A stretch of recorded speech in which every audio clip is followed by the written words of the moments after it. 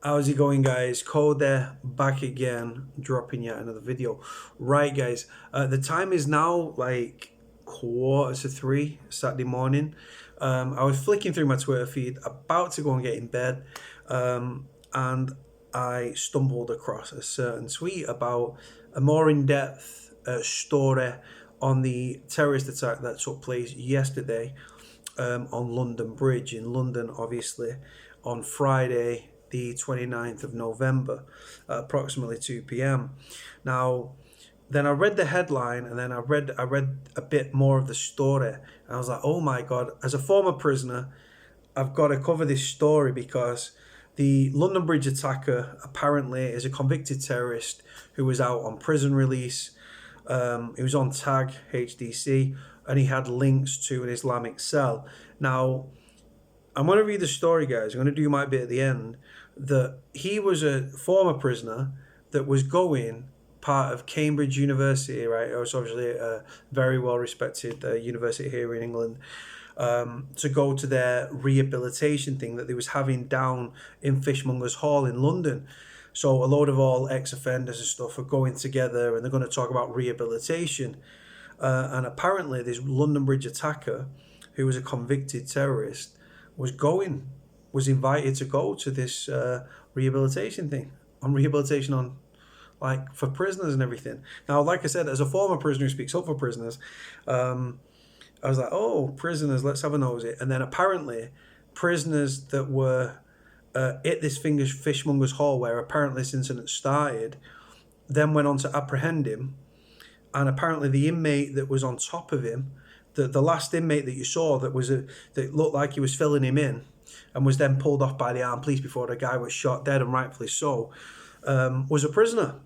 So I was like, oh my God, this shows prisoners in a good light. We've got to cover this story for the channel. Obviously, as a former prisoner myself, who speaks up for prisoners and does all these interviews and all that sort of stuff, right? Speaking up for prisoners and prisoners' families, I thought, bloody hell, right? Well, the terrorist attacker is obviously a convicted terrorist, right?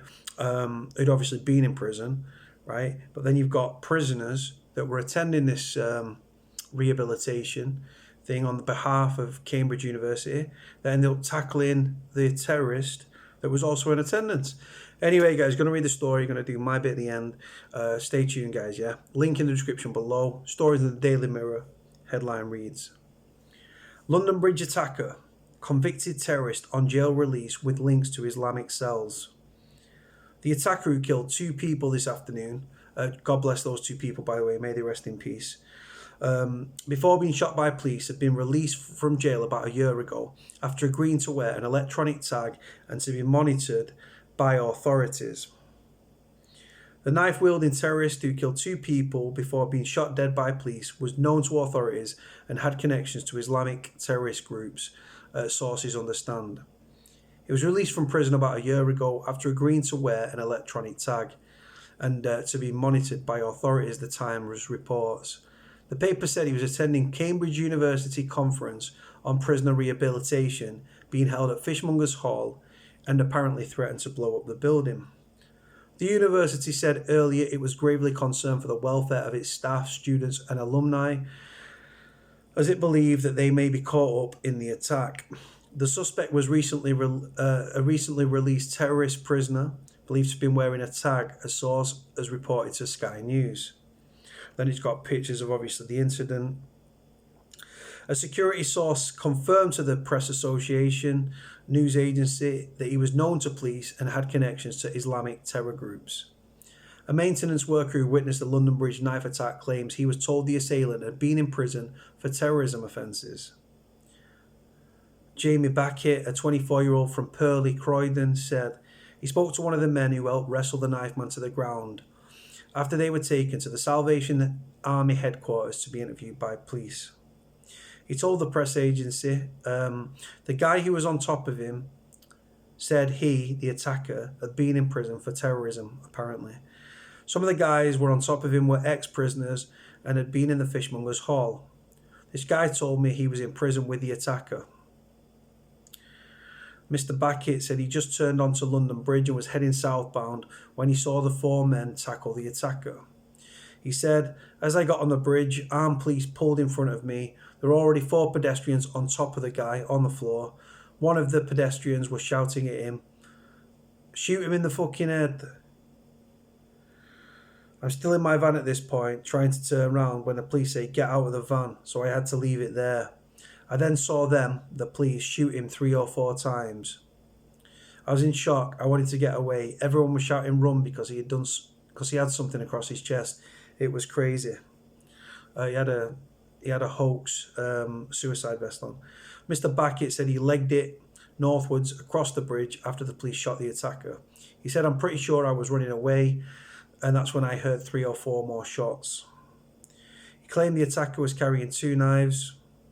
Speaking before chairing a meeting of the government's emergency committee, Cobra, Mr. Johnson said he had long argued that this is a mistake to allow serious and violent criminals to come out of prison early. It is important that we get out of the habit, that we enforce the appropriate sentences for dangerous criminals, especially for terrorists, that I think the public will want to see. Speaking in Downing Street ahead of the Cobra meeting, Mr. Johnson declined to say whether the individual was known to the security services or the police before the incident took place.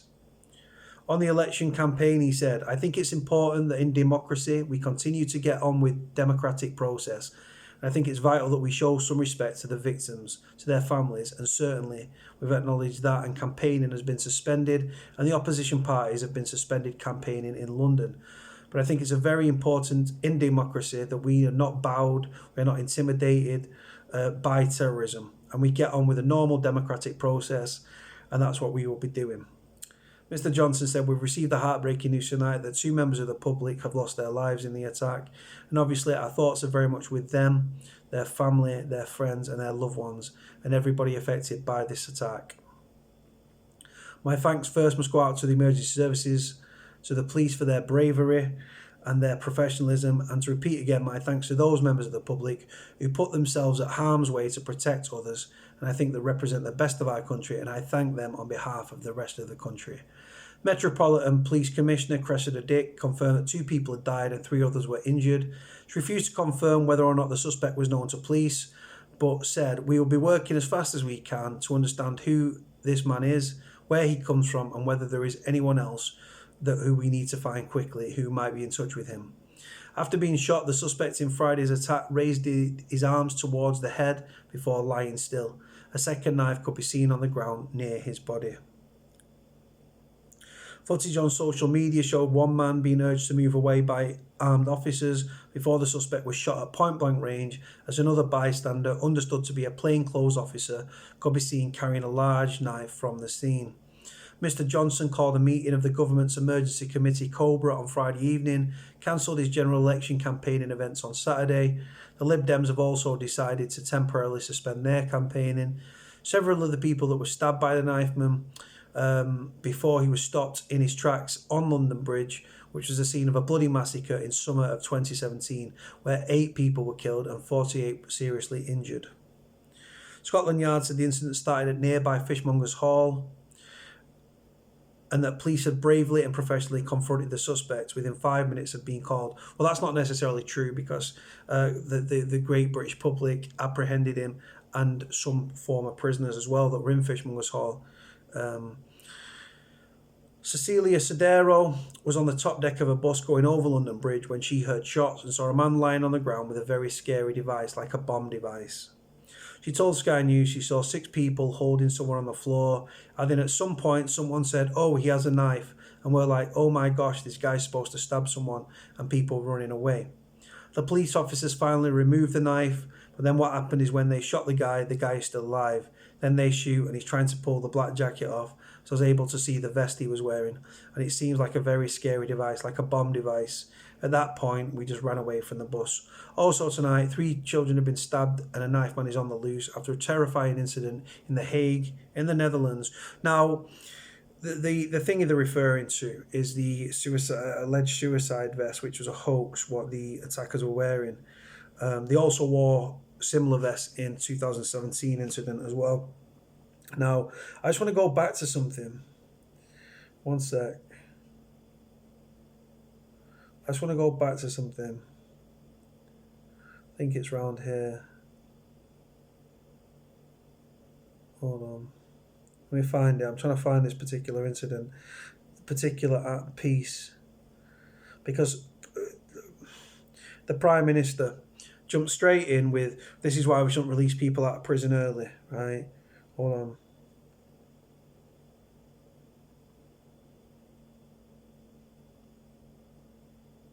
Right, I can't find it because my eyes are not concentrating.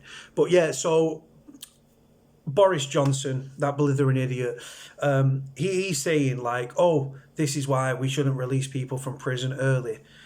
Just the mind boggles. Now, like I say, there's all these jihadi jails now that's supposed to be a prison within a prison within a prison, and it's to isolate Muslim extremists. Um, Not all Muslims are extremists, and not all extremists are Muslim, right? Muslim extremists are a very small minority, right, who act on what they read in the Quran and they take it literally. And like I said, as I get on with Muslims, I'm friends with a lot of Muslims, and I've covered interviews like this about jihadi prisons before as a former prisoner. Um, Now, this whole rubbish of, oh, prisoners shouldn't be released early. You go to prison, right? And like I say, prison doesn't work. Prison creates more problems for society than it's ever solved. Now, if you've got a terrorist, right, that's obviously then convicted, he's in prison, right? You can't de-radicalize an individual, right? Any issues you've got or any thoughts you've got of carrying out an attack are only going to be heightened and compounded whilst in prison. You're thrown into prison, you're treated like animals. Brutality, racism, corruption all takes place in prison. And prison, it's a second by second, hour by hour degradation, attack on yourself, and it affects you. And if you're in prison, it doesn't make you relaxed and calm and think, oh, I'm not going to do that now. It only increases and intensifies your urges to follow it through, the way you're treated by the hands of the system. And then obviously, this individual has still had these thoughts of wanting to act on his impulses. And like I say, in his mind, to become a martyr. In doing so, he's killed 2 people. God bless them 2 people. May they rest in peace. He's injured 3 others. And like I say, being in prison, you can't, like I said, the longer these people are in, the more their feelings are going to intensify. And this is what we've seen. Now, like I've said, we see all these negative headlines and stuff, right? Now, the amount of social media I've seen today, I've watched this all day. All day I watched it yesterday. From literally watching the news to it breaking news, and then bam, I was straight on it, and I was glued to the television. Now, like I said, prisoners get a bad press and everything, and I can't speak, right, the amount of comments and feedback calling these people that detain this person heroes, good people, selfless, like when everyone's running away, they're running too, right? These people went hands-on with an individual that's armed with 2 knives. You don't know what else he's armed with, but he's armed with 2 knives. A lot of people would run away. These guys ran too. Now, not all of them that detained him on the floor were prisoners, but it states there that some of these guys are prisoners, and one of them was in prison with the individual. Now, like I say, the Cat A in London is obviously Belmarsh, so they could have been in Belmarsh with the individual, it could have been in Wooddale, I mean, it could have been in Long Lartin, etc., which are obviously out of London. But the fact is, they could have been on the high security wing with him, they could have been in a segregation unit with him, or they could have put him on the Cat A wing, do you know what I mean? But like I said, prisoners doing good, it shows prisoners in a good light. Now, when it comes to prisoners, and I do all these interviews and stuff, and you always get the say, you're there to be the bad guy, because I speak up for prisoners and their families, and they just want to demonize prisoners and brutalize us and lock us up and throw away the key. But then, so we go to prison, people want to brutalize us for the most part. We then come out of prison, and heroic acts like this one you can see here, right? Former prisoners. The whole thing started, by the sounds of things, at this Fishmongers Hall, where this Cambridge University, Cambridge and Oxford, are 2 of the most prestigious universities here in England. So the fact it was their rehabilitation program, and it was gonna be a conference, and it was gonna have speakers and guest speakers and things like that, criminologists, former prisoners talking about rehabilitation. This guy has gone there with one motive, and that is to hurt and kill as many people as he could. And he's killed 2 people. Now, these 2 people might have been attacked outside of Fishmonger Hall or something. But he's gone up to this rehabilitation thing. Imagine that. Rehabilitation doesn't take place in prison anyway. You know my thoughts on that. But then to turn up to carry out a terrorist atrocity. Apparently he's from Staffordshire in the Midlands, this individual, the prisoner, the terrorist. But yeah, and apparently one of the people that was manhandling him and was restraining him on the floor and looked like he was giving him some digs is a former prisoner that was apparently locked up with him. Like I said, if it was in a prison where it is the jihadi jail, the jail within a jail, then serious questions have got to be asked, because like I said, but Boris Johnson, this is why people shouldn't be released on tag. This guy doesn't know nothing, right? That guy, the longer that guy, the terrorist that carried out this attack, the longer he was in prison, the more his feelings are going to ultimately intensify, and the more hatred he's going to have towards the system, the establishment, and it makes him more dangerous. And like I've said, these people are just, like I said, the longer they're in prison. So he's going on, oh, he shouldn't have got to Boris Johnson, he shouldn't have got tagged, he shouldn't get early release. The longer they would have been in, all you would have delayed really is the inevitable, because he still would have gone out to carry out this attack. And like I said, prison doesn't work in any regard. But if you've got a strong mindset and you're like, I'm going to carry out this terrorist atrocity, and then you go to prison, you've got years to plan it, to plot it, in your head, you're being treated like a dog, you're being given shit food, you're locked up 22, 23 hours a day, you're getting strip search, you're having to defecate and urinate in front of another prisoner, right? That's not going to make you think, you know what, I've got a stake in society. Prison succeeds only in demoralizing, desensitizing, dehumanizing, and making you even more disenfranchised than when you enter the system. Now, if you've got a terroristic mindset and you want to carry out an attack, and if the police didn't catch you, the terrorists and the intelligence service didn't catch you, you would have carried it out. You go to prison, you should be on a fucking watch list, right? This guy should have had surveillance on him. If you go to prison as a convicted terrorist, you should have stringent things placed upon you, right? This guy was unsupervised. It wasn't an intelligence-led operation, so it wasn't like they had him under surveillance and then they nailed him.